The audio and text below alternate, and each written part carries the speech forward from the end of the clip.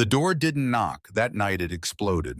1 second, the hospital room was quiet, humming with machines and the soft rhythm of a new baby's breath.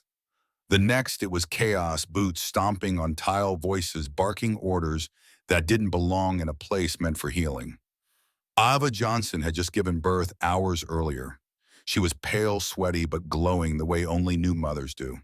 Her husband David sat in the recliner holding their newborn son Isaiah like he was made of crystal. 6 pounds, 9 ounces, tiny hands, eyelids fluttering like butterfly wings. That room wasn't decorated with balloons or flowers. They didn't want visitors, not yet. Just a quiet moment to breathe, to believe that after everything they'd endured, they finally had something pure.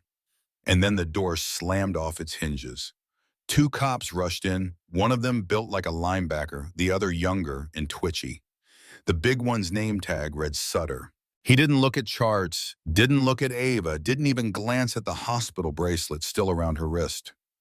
His eyes locked straight on the baby. "Step away from the infant," he barked. David stood, clutching Isaiah tighter. "What the hell are you talking about? This is my son." "You match the description," Sutter said coldly. "Amber Alert newborn abduction. Put him down." Ava's voice cracked. "We just had him. You can check the paperwork, the nurses. But none of it mattered." Sutter didn't see parents. He saw suspects. 3 seconds, he growled. David's voice dropped. "I'm not letting go of my son." The younger cop shifted nervously. "Maybe we should double-check Sutter." "Shut up," Sutter snapped, glaring him into silence. And then it happened. With one violent lunge, he ripped Isaiah from David's arms. Ava screamed so loud the windows rattled. And then, silence. Sutter tossed the newborn across the room like a bag of laundry. A sound followed sharp, wet final. The kind of sound you never forget. Ava's scream turned into something primal. Something that didn't even sound human anymore. She scrambled off the bed, dragging IV tubes behind her, crawling to where Isaiah lay on the cold floor. He didn't move. He didn't breathe. David froze paralyzed, staring at the small pool of blood seeping into the sterile tiles.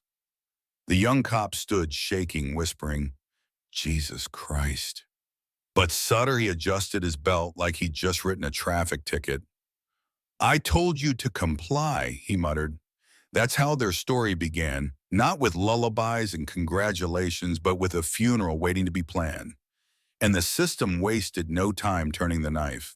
Reports were filed claiming David had been combative, that Ava showed signs of paranoia. The story they wanted to tell was already being written: aggressive black parents, unstable mother, tragic misunderstanding, and a baby who, in their words, slipped. But what they didn't know, not yet, was who Ava really was. To them, she was just another grieving woman, someone easy to silence with a sedative and a press release. But Ava Johnson wasn't ordinary. She was a former Delta Force commander. 10 years of missions she couldn't even speak of out loud, leading teams through hell in Somalia, Syria, places so dark they never made the evening news. She had walked away from it all, choosing to build a quiet life with David, choosing love, choosing family. And now that quiet life had been ripped from her arms in the cruelest way possible. The hospital's chief administrator, Dr. Harris, an older black woman who had seen too much of the world's cruelty, slipped Ava an envelope late one night. Inside was unedited body cam footage, raw, unaltered. And there it was, clear as day, Sutter laughing in the hallway afterward. "Did you hear the thud?" he joked to another officer. Kid barely made a sound, light as a football. Ava's jaw clenched until her teeth nearly cracked. That laugh became the spark that lit the fire. She wasn't going to be another headline. She wasn't going to let Isaiah's name vanish into silence. She reached out to Reggie, an old contact from her military days, an ex-NSA analyst turned whistleblower. He started digging. What he found made Ava's stomach turn. Sutter had 4 prior excessive force complaints, all sealed. The police chief, Harold Keaton, had personally buried them. And the tip that triggered the false Amber Alert, it came from a wealthy donor, Margaret Ellison, a woman whose millions had bought her influence over both the hospital board and the police department. Her foundation had quietly funded a program placing police in hospital advisory roles. It wasn't incompetence. It was a machine perfectly oiled to crush families like Ava's before they even had a chance to fight back. The threats came quickly. Anonymous notes slipped under her hospital door. Stay quiet or it gets worse. Her medical records mysteriously altered to suggest she had postpartum psychosis. A sympathy card taped to her window in red ink.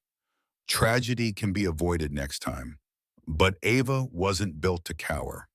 She had fought warlords in caves, dragged bleeding teammates across battlefields, stood against enemies that outnumbered her 20-1.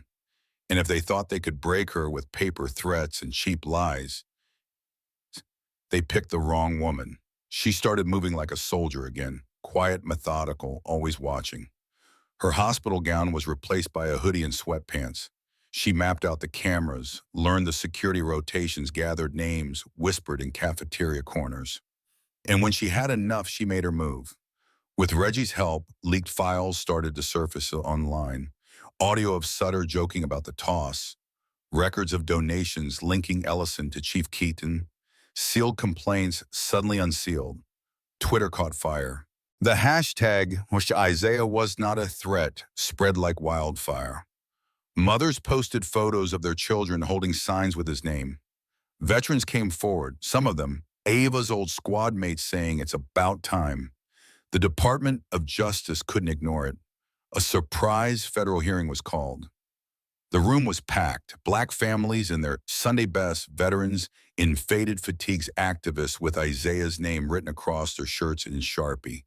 Special Agent Dana Price, a Fed with her own history of fighting uphill battles, took the podium. She didn't start with speeches. She pressed play. The body cam footage played uncut. The explosion of the door, Ava's screams, David's pleas, the sound of impact, and then the laughter afterward. When the lights came back up, the room was silent. No one coughed, no one whispered. And then Price spoke. This is not an accident. This is not a mistake. This is a system designed to erase Black life before it can even speak. And then she called Ava forward. Ava stood in a plain black shirt, no medals, no uniform. Just a mother, a soldier, a woman with nothing left to lose. Her voice didn't shake. I won't talk about the moment they killed my son, you saw it. And if you didn't feel anything, nothing I say will matter. But I will talk about what it means to be told that you are dangerous simply for holding your child. I served this country not because I thought it was perfect, but because I believed it could be better. And when I came home, I learned that my service meant nothing. They still didn't trust me to be a mother. Well, I am not here for condolences. I am here for accountability. The silence that followed was heavier than applause. One by one, veterans in the crowd stood and saluted. Mothers raised their fists. No chants, no shouting, just raw, unfiltered respect. The trial that followed was brutal. Officer Moss, the younger cop from that night, testified that Sutter told her Isaiah was a biohazard threat tied to an extremist cell. No paperwork, no evidence, just orders. She said when she questioned him, he told her to shut up if you want to keep your job. Reggie presented documents proving Ava's PTSD records had been deliberately falsified to discredit her. Ava's old commander, General Parker, testified that she had saved his entire unit in Colombia. He looked straight at the jury and said, "She is the reason I am alive. And what this government did to her is a betrayal."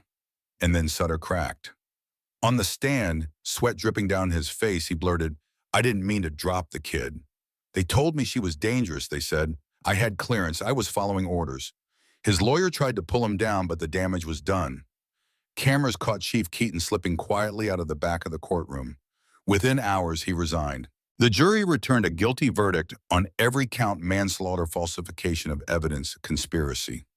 Sutter was led away in shackles, no smirk left on his face. But Ava didn't celebrate. She knew prison time couldn't match what was stolen. Justice wasn't holding her son again. Justice was making sure no other mother ever had to go through what she did. That's how the Isaiah Project was born, a coalition providing free legal aid for Black mothers who'd lost their children to systemic violence, whether by cops' medical neglect or schools pushing kids into the prison pipeline. Its first press release read, "No one else will be alone in that room again. Not on my watch." Months later, Briggs's appeal failed. Ellison's foundation faced civil lawsuits. And across the country, small ripples of change began. Cases reopened, doctored evidence, exposed false charges, dismissed. One evening, Ava sat in her quiet apartment. On the shelf by the window sat a framed photo of Isaiah wrapped in his blue blanket. She touched the glass and whispered, "I didn't let them erase you." And somewhere out there, a mother in another city answered her phone to hear, "You don't have to fight alone anymore. So tell me, what do you think? Was this justice or just the beginning of another fight? Have you ever seen someone silenced because of who they were, only to rise up stronger? Drop your thoughts in the comments because voices matter, and silence has never healed anyone.